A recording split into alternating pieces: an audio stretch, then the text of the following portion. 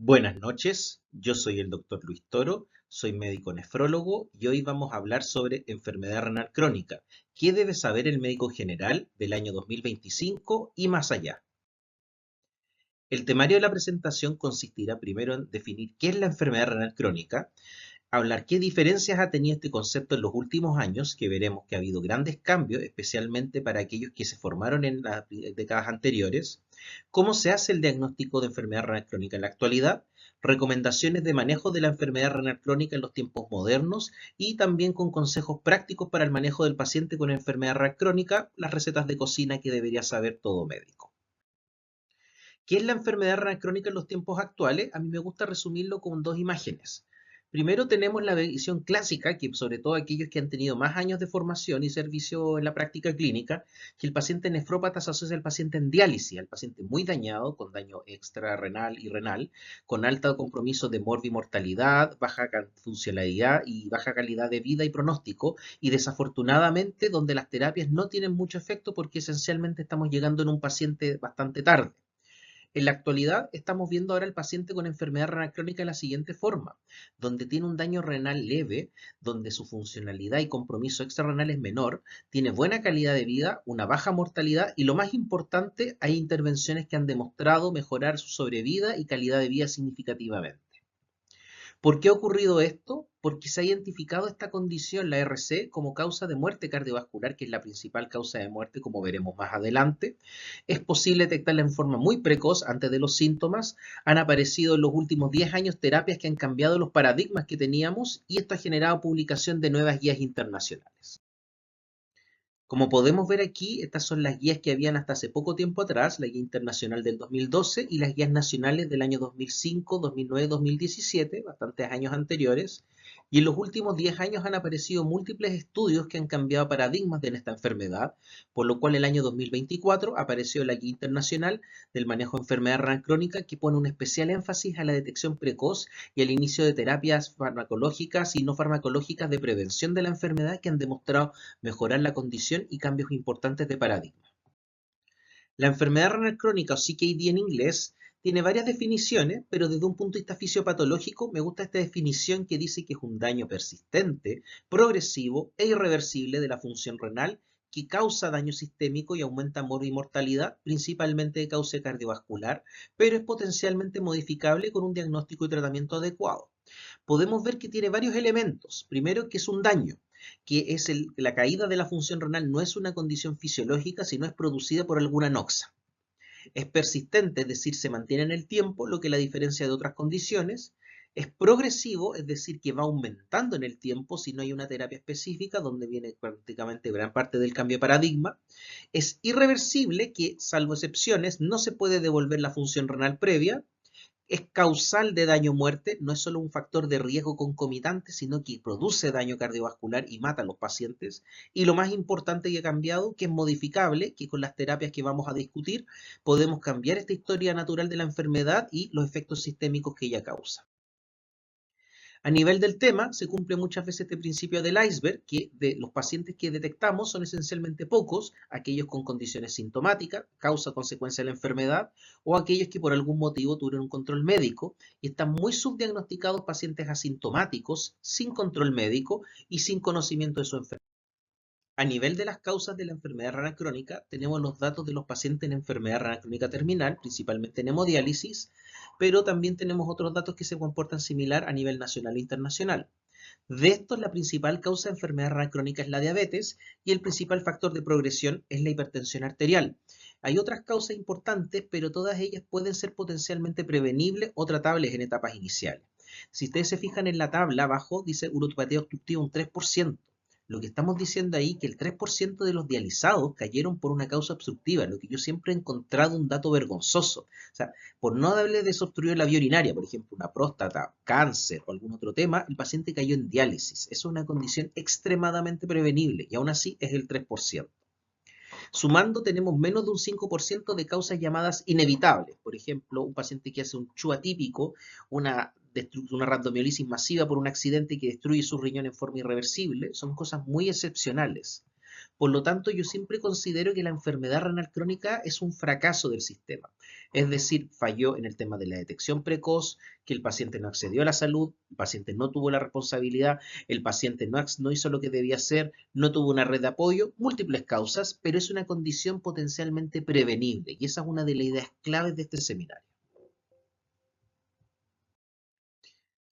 ¿Y cómo estamos en nuestro país? Según la encuesta nacional de salud, literal, solo tendríamos un 3% de enfermedad renal crónica en Chile, lo cual aparentemente no sería tanto.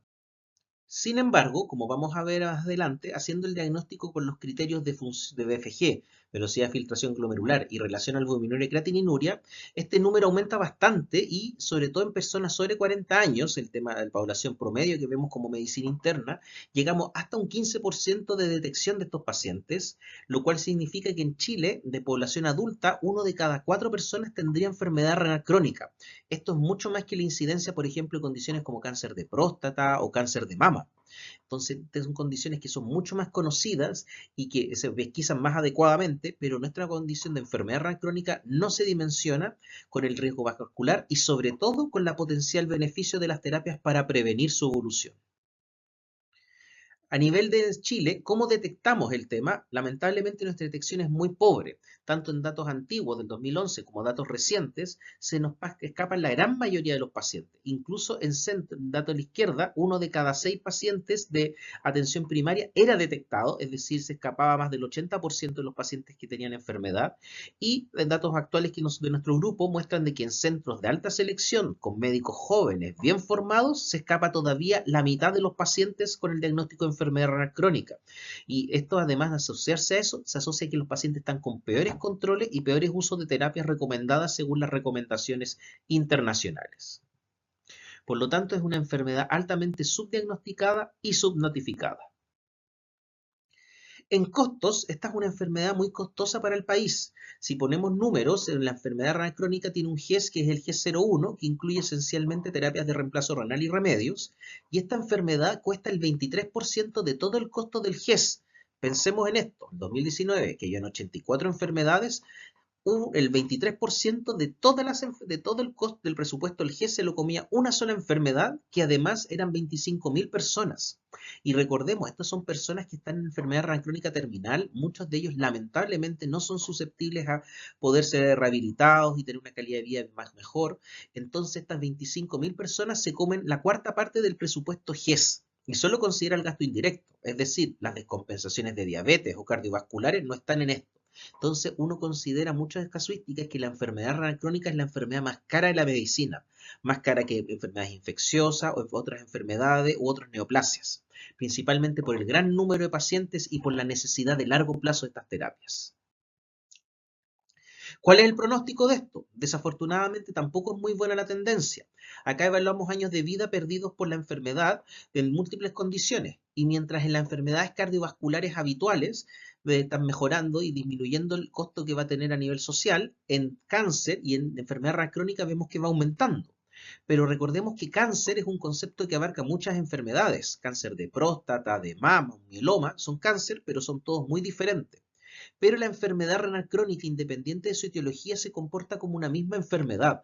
Eso quiere decir que una enfermedad está causando casi tanto daño como otras múltiples enfermedades como el cáncer, que son mucho más visibles y mucho más evidente su efecto, pero esta enfermedad, que es más silente, está causando un costo social similar al menos a estas otras condiciones. Ahora, desde el punto de vista concreto, ¿cómo yo hago el diagnóstico? Primero tengo que considerar dos grandes criterios que son el de la velocidad de filtración glomerular disminuida y los indicadores de daño renal, en los cuales nuestro más importante va a ser la albuminuria, que después vamos a ver que lo usamos para etapificar. Otros criterios que utilizamos que también son relevantes, acá están todos mencionados, pero los más útiles de uso clínico práctico son las alteraciones del examen de orina, específicamente la hematuria, y la presencia de alteraciones detectadas por imágenes. Es muy importante distinguir que esto tiene que estar presente por al menos 3 meses. Si yo detecto en forma aislada una creatinina sérica alterada, una albuminuria alta, si bien me tiene que hacer sospechar que el paciente puede tener algo, pero no lo he detectado todavía y debería seguirlo, no es categórico para el diagnóstico. Es un paciente de riesgo, debo seguirlo, pero necesito un seguimiento por lo menos para 3 meses para poder estar certero. ¿Cómo hacemos el diagnóstico de enfermedad renal crónica en la vida real? El examen primario va a ser la creatinina sérica para estimación de velocidad de filtración. ¿Qué fórmulas utilizo? Probablemente algunos conocen varias fórmulas y en el mundo real se considera un tema, pero en la teoría, según las guías, uno debe usar fórmulas basadas en cistatina C. Desafortunadamente este examen está poco disponible, es muy caro en relación a la creatinina, por lo tanto en el mundo real todavía lo que yo recomiendo es el uso de fórmulas basadas en creatinina y las fórmulas existen varias. La verdad existen más de 20 validadas en la literatura, evidentemente ustedes no tienen por qué conocer cuáles son, pero lo importante es saber de que estas fórmulas los laboratorios tienen que informarlas por el criterio Ceremi. Ceremi exige que las fórmulas sean informadas en la hoja, por lo tanto la mejor fórmula para un paciente determinado es la que usted tenga a disposición. Como en toda la vida pueden haber excepciones y si por algún motivo le llegara un examen de creatinina que no tiene fórmula, que a veces ocurre desafortunadamente en recintos hospitalarios que no están obligados a esta exigencia del Ceremi, utilicen la fórmula del MDRD4, que es la que tiene menos requisitos. Esa es la fórmula, por decir, universal en ausencia de otros datos. No necesito saber los requisitos porque es la que menos requisitos tiene. Sí es importante que más allá de la fórmula que usted elija, lo que tiene más variabilidad, sobre todo en pacientes con creatininas séricas bajas, es el laboratorio. Cambio de un laboratorio A a un laboratorio B puede hacer cambios importantes de la creatinina y errores de estimación de la BFG. Por lo tanto, si es posible que usted elija, por favor trate de mantener el mismo laboratorio. El segundo examen cardinal es la relación albuminuria-creatininuria de orina aislada. Es importante no confundir este examen con el examen de orina habitual o el índice proteinuria y creatininuria que tienen otros roles y otras importancias, pero son distintos. El RAC o la relación albuminuria y creatininuria es un marcador de diagnóstico, de seguimiento, es de pronóstico y algo muy importante es el indicador que cambia más rápido con las intervenciones. Si ustedes desean ver cambios en sus pacientes de forma rápida, el mejor examen es el RAC porque en pocos incluso días o en pocos meses uno puede detectar efectos y ver caída de la relación albuminuria y creatininuria en poco tiempo es un indicador auspicioso.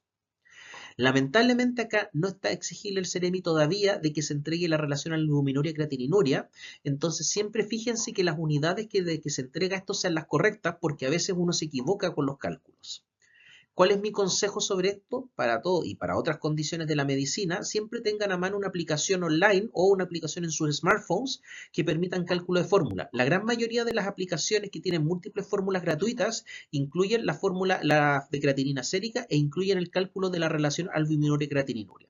Si no se lo entregan, utiliza estas fórmulas.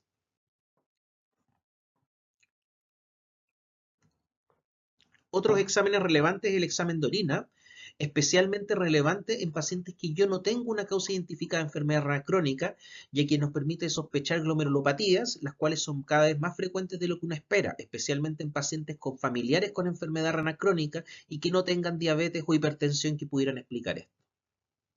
El otro examen cardinal es la ecografía, que nos va a permitir evaluar la estructura y cambios renales. Las dos cosas que yo siempre enseño más importantes es ver el número de riñones. Una de cada 500 personas es monorrea congénita o a veces puede tener un trauma, una nefrectomía por algún motivo. Y siempre la expresión que uno tiene que saber como médico general es el concepto de signos de nefropatía médica. Hay algunos detalles más finos, pero en realidad, desde el punto de vista práctico para uno como médico general, es ver esa expresión. Esa expresión me indica que hay un daño renal que es crónico y en algunas condiciones como la enfermedad renal poliquística permiten hacer el diagnóstico. Acá está la clasificación de la CADIGO de enfermedad renal crónica que nos establece el riesgo de enfermedad renal crónica y pronóstico, que establece bajando en el eje de arriba hacia abajo el tema de la velocidad de filtración glomerular, G1 a G5 según disminución de BFG y de izquierda a derecha la relación albuminuria y creatininuria de menor a mayor. Acá podemos ver que a mayor albuminuria y a menor BFG empeora el pronóstico. Y especialmente la albuminuria es un mejor predictor de pronóstico en las etapas iniciales de BFG, le hace con una BFG mayor a 45, mayor a 60, donde cambios de la albuminuria predicen mejor pronóstico. ¿A qué se refieren estos colores? Los colores indican el riesgo de evento cardiovascular, principalmente mortalidad cardiovascular, progresión de enfermedad renal crónica, desarrollo de diálisis u otras. Y como veremos más adelante, es el principal tema que tenemos que evaluar en nuestros pacientes.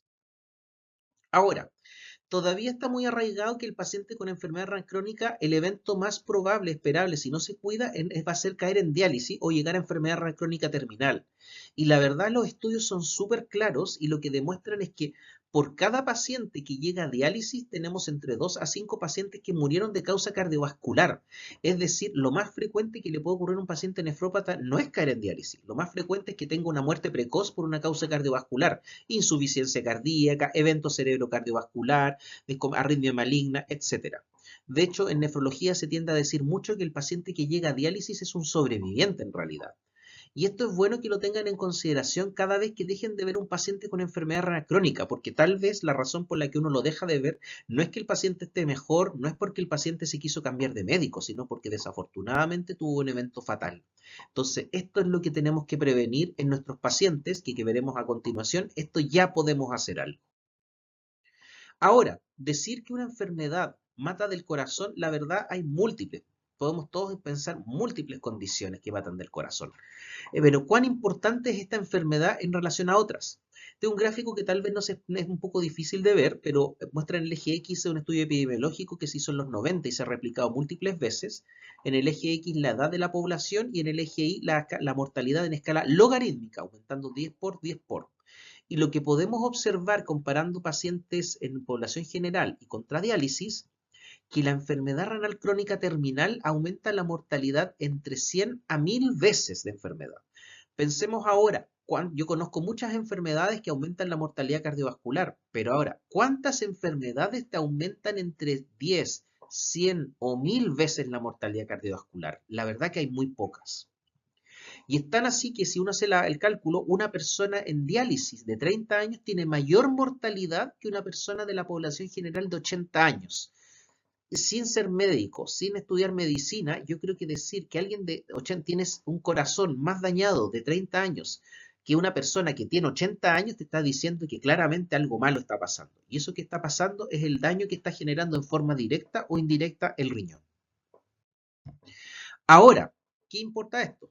Porque ya sabemos que existen terapias que previenen el daño cardiovascular, por ejemplo, en población general, el uso de antiagregantes, el uso de estatinas ha tenido beneficios en algunos desenlaces, pero lamentablemente en pacientes con enfermedad renal crónica y sobre todo avanzada no sirven. ¿Por qué ocurre esto? Porque el evento cardiovascular que mata al dializado o al nefrópata no es el mismo que el que mata al no nefrópata.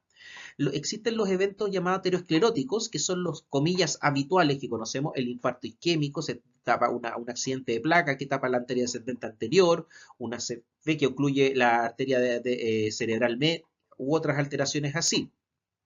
Pero lo que va aumentando en los nefrópatas es el evento que llamado no aterosclerótico, el que antiguamente consideramos que era infrecuente, pero cada vez más vemos que es frecuente, donde están las arritmias malignas, la arteriosclerosis, el daño de la túnica media, arritmias malignas, accidentes hemorrágicos, que hasta hace poco lamentablemente teníamos pocas terapias. Y en realidad, de hecho, hasta el 2010 prácticamente no había nada, pero en los últimos 10 años había un gran boom en terapias cardiovasculares que han sido de rol entre esos también a nivel renal que nos han cambiado paradigmas. Ahora, desde el punto de vista médico, ¿cómo pesquiso a mi paciente? Si hablábamos del paciente antiguo en diálisis, la verdad es un diagnóstico, comillas, simple del paciente clásico, pero en este paciente, como habíamos hablado, la verdad no tenemos desafortunadamente mucho que ofrecerle para mejorar su calidad de vida. En cambio, cuando hablamos del paciente que queremos pesquisar, asintomático, que tenemos muchas cosas que ofrecer, la verdad es un paciente que va a tener una anamnesis, un examen físico que podrían ser virtualmente normales. Entonces, no hay que esperar los síntomas, sino que hay que buscar en las personas de mayor riesgo antes que los tengan. Porque como vamos a ver después, esas terapias en estos grupos han demostrado ser altamente exitosas. Con esto uno se pregunta, ¿a quiénes tenemos que pesquisar? Y la verdad es un tema que no está tan aclarado.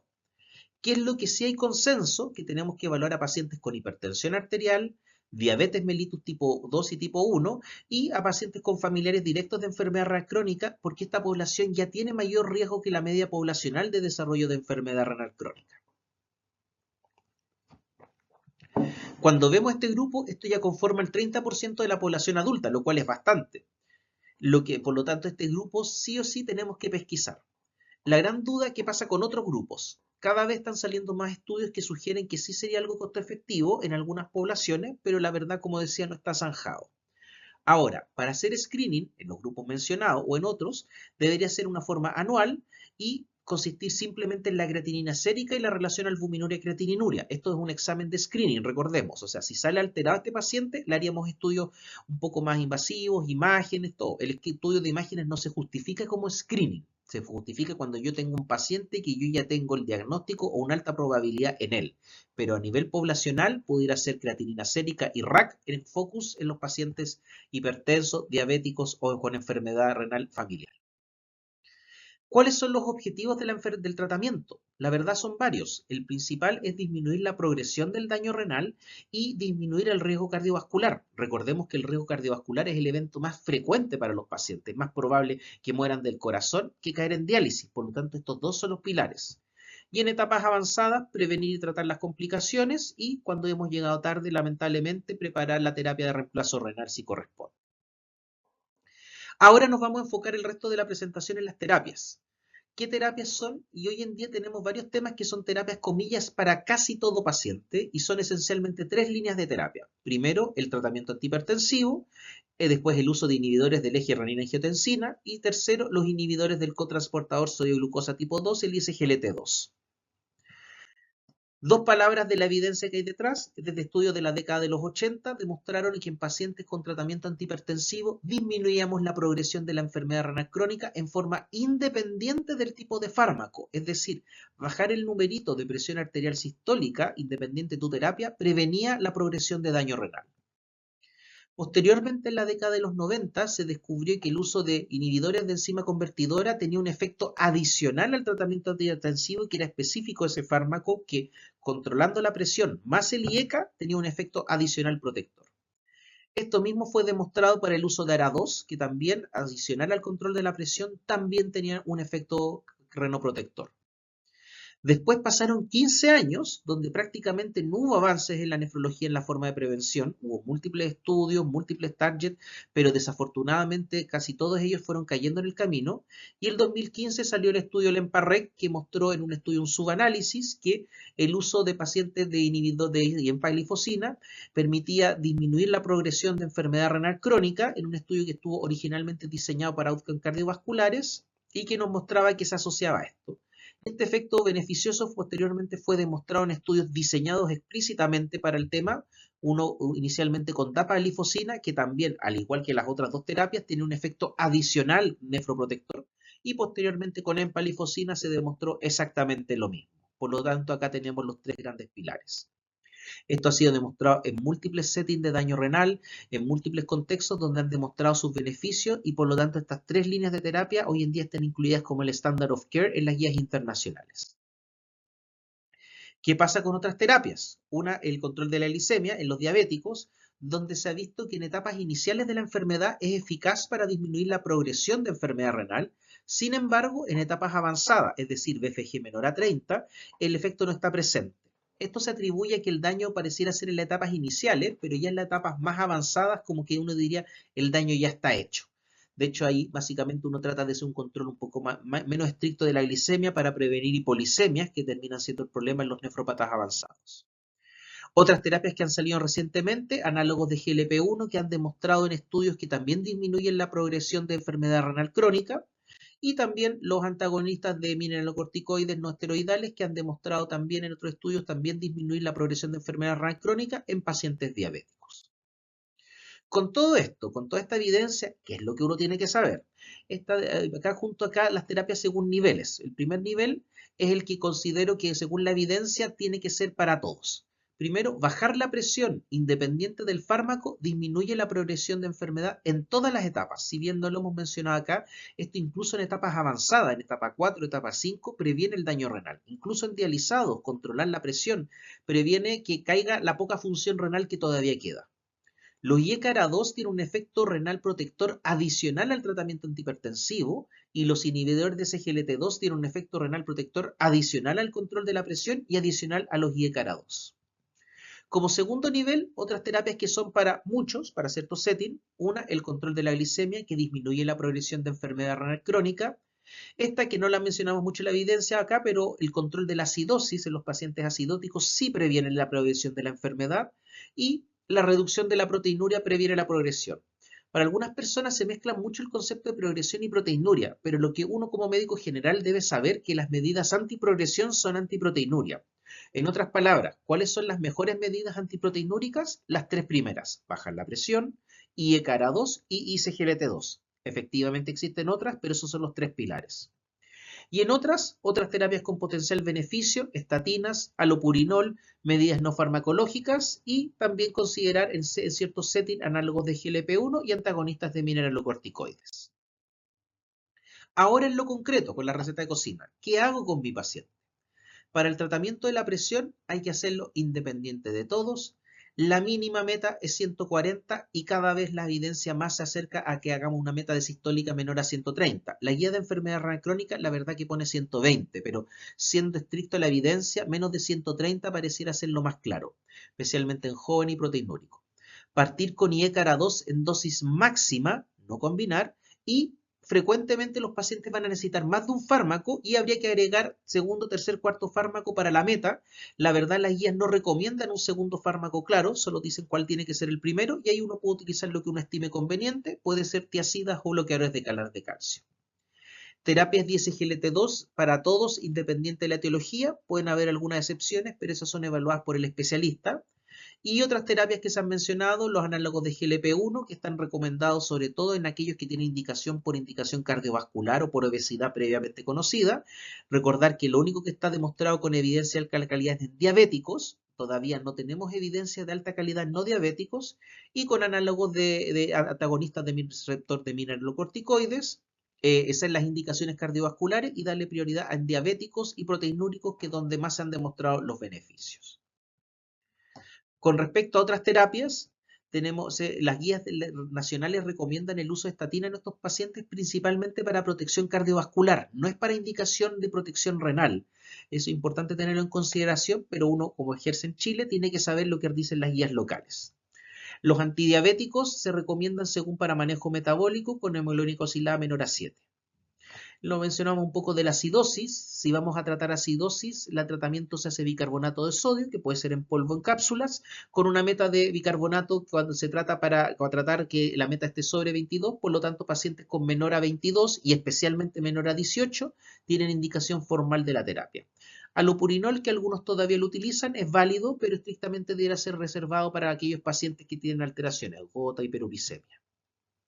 Acá están las guías del MinSal, que es lo que recomienda a la actualidad. Recordemos que las guías ministeriales todavía no han sido actualizadas con las guías 2024.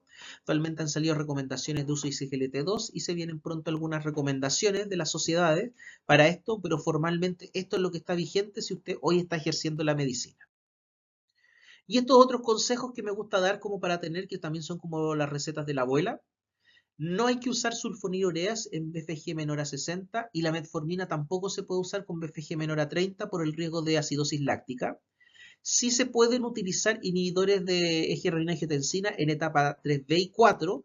El único ojo que hay que tener es el potasio, pero a veces uno tiende a suspenderlo. Y la verdad, la evidencia ha demostrado que la suspensión de los inhibidores del eje se asocia a más mortalidad, no ayuda al paciente, en verdad lo empeora. Entonces, lo que recomendamos es que lo mantenga hasta control de potasio menor a 5,5. Si tuviera mayor, claramente indicación de resorte del especialista. La acidosis metabólica se observa en etapa 3B y en 4, es muy excepcional en 3A, y si se observa eso generalmente se asocia a acidosis tubular tipo 4, que es otro tipo de condición. El bicarbonato para el manejo de la hipercalemia es una excelente terapia para los pacientes con potasio alto. Potasio alto con acidosis, la mejor terapia antihipocalemia es el bicarbonato de sodio. En general, los pacientes con enfermedad renal crónica requieren 2 a 3 fármacos para lograr la meta. Es muy excepcional que un paciente solo con IECA o ARA2 logre la meta, así que es frecuente que hay que asociar fármacos. Y algo que todavía está muy arraigado, al paciente nefrópata no se le restringen las proteínas. Alguna vez se recomendó hacer restricción proteica, pero ya hay muchos años de evidencia que demuestran que eso no es bueno. Hay condiciones específicas como protocolos de keto esteril u otras condiciones restrictivas muy excepcionales, pero son excepcionales, por favor. Al paciente no se le restringe, salvo que sean protocolos indicados por nefrólogo, por condiciones médicas específicas. Los SGLT2 lamentablemente todavía no están tanto en los APS, pero cada vez están más disponibles, así que si lo tiene, úselo. En los pacientes con progresión de enfermedad renal crónica, generalmente la insulina tiende a disminuirse porque la insulina tiene metabolismo renal. Y recordar de que un indicador rápido de las terapias eficaces es la disminución del RAC. Ahora bien, no hay que asustarse si al paciente no le disminuye la RAC porque se ha visto en estudios, sobre todo en protección cardiovascular, que también funcionaría incluso en aquellos que no cae la RAC. Y algo que también todavía asusta y es bueno saber de que las terapias antienfermedad renal crónica generan una alza discreta de la creatinina por cambios hemodinámicos. Si ocurre un cambio de que suba discretamente la creatinina, no se suspende. Se ha visto que ese cambio es beneficioso y el suspenderlo por eso mata más. Solo se suspende si tengo una caída de la FG mayor al 25%. Ahora, ¿cuándo yo derivo a mi paciente? Según las guías GES, debo derivarlo a la primera pesquisa de la BFG menor a 60, que es el G64, que lamentablemente solo cubre un control, desafortunadamente un GES muy deficiente, y con BFG menor a 30 siempre, porque este GES sí es el que tiene el de enfermedad renal crónica avanzada, y que esto sí es de resorte del nefrólogo. ¿Qué otras condiciones? Principalmente pacientes con enfermedad renal crónica sin causa, porque hoy en día han aparecido terapias que son eficaces para el manejo de pacientes, especialmente en glomerulopatías. El manejo de hipertensión de difícil manejo, 3 fármacos y que tenga presiones todavía elevadas, no es lo mismo que hipertensión resistente porque tiene algunas adquisiciones, pero en el mundo real, si usted tiene un paciente que tiene 3 remedios y aún así no logra la meta, derívelo. Y el paciente con progresión rápida, que está cayendo rápidamente la FG mayor a 3 a 5 ml minuto, derívelo porque a veces hay algunas causas que hay que manejar. ¿Y esto sirve de algo? La verdad es que sí, y acá lo voy a mostrar con un ejemplo. Esto es un artículo que hemos escrito ahora que vamos a sacar a publicación, donde vemos un paciente diabético genérico con estas condiciones de enfermedad renal crónica y comparamos 4 escenarios de terapia. Uno, sin tratamiento, vemos que cae la BFG, a los 53 años cae con riesgo cardiovascular y a los 63 años estaría en una etapa de enfermedad renal crónica terminal, asumiendo que no haya cambio en la velocidad de progresión, cosa que no siempre es cierta. Si empezamos un tratamiento, comillas, estándar, dosis baja, que todavía es subóptimo, vemos de que desplazamos la edad de riesgo cardiovascular muy alto, recordemos que estos pacientes es más probable que mueran del corazón que caer en diálisis, y retrasamos estas fechas. Cuando hacemos un control bueno de APS con las terapias disponibles en el APS en la actualidad, claramente mejoramos, la velocidad de caída de la BCG cada vez va a ser más lenta y podemos alejarnos del escenario de diálisis y a lo que aspiramos en los tiempos modernos, terapia óptima con las terapias de los pilares que yo les mencionaba. Con eso haríamos una caída de la disminución muy lenta y que nos estaríamos alejando de diálisis y alejarnos mucho de la probabilidad de que tenga un evento cardiovascular. Por lo tanto, pequeños cambios sí pueden hacer una gran diferencia en nuestros pacientes. Para concluir, la enfermedad renal crónica es una condición prevalente en alza relacionada a aumento y mal control de las causas y progresores. El principal evento es que el paciente tenga muerte cardiovascular mucho más que riesgo de diálisis y requiere una pesquisa precoz en pacientes en enfermedad renal crónica de riesgo, particularmente diabéticos, hipertensos y con familiares, el cual requiere la medición de creatinina sérica y el examen de orina, específicamente el RAC. Los objetivos del tratamiento son prevenir la progresión, prevenir los eventos cardiovasculares y las terapias con lo que hemos mencionado con los pilares que fueron descritos anteriormente. Y algo muy importante, un mensaje para todos, que salvo excepciones, la enfermedad renal crónica terminal es un evento prevenible. Las medidas más eficaces de prevención son buenas, son baratas y son ampliamente disponibles, y el profesional de la salud tiene el potencial y deber de detectar en forma precoz estos pacientes. Esto es lo que deben hacer ustedes. Cada vez más la enfermedad renal crónica dejó de ser una enfermedad del nefrólogo y es una enfermedad del médico general. Indicar control de la presión, IECA 2 y SGLT2, pesquisa precoz, no necesita un nefrólogo. No habemos muchos nefrólogos y hemos visto que esta es una enfermedad bien prevalente, que puede llegar a 1 de cada 7 adultos. Entonces necesitamos una pesquisa y un control. Y nosotros, por ejemplo, nos hemos dedicado, dentro de los cuales yo trabajo, a la educación en atención primaria y a médicos de general, internistas y a estudiantes de medicina para poder pesquisar esto. Y para concluir, ¿qué se viene en el futuro? Cada vez más tenemos más cosas, hemos cambiado la historia natural de esta enfermedad y además han aparecido muchas nuevas terapias específicas que han ido a otras condiciones, particularmente glomerulopatías, y sin considerar lo que se nos viene. Se nos viene el riñón artificial portátil, se nos vienen terapias génicas, se nos viene el senotrasplante. Todas estas terapias han sido usadas en seres humanos. Por lo tanto, esto ya se ha hecho, todavía son etapas experimentales, ¿verdad? Pero hay algunas que están cada vez más avanzadas. Por lo tanto, en los próximos 5 a 10 años vamos a tener probablemente otro salto de paradigma en esta enfermedad. Muchas gracias por su atención y estoy a su disposición a la hora de las preguntas para poder contestar las dudas y conversar según sea pertinente.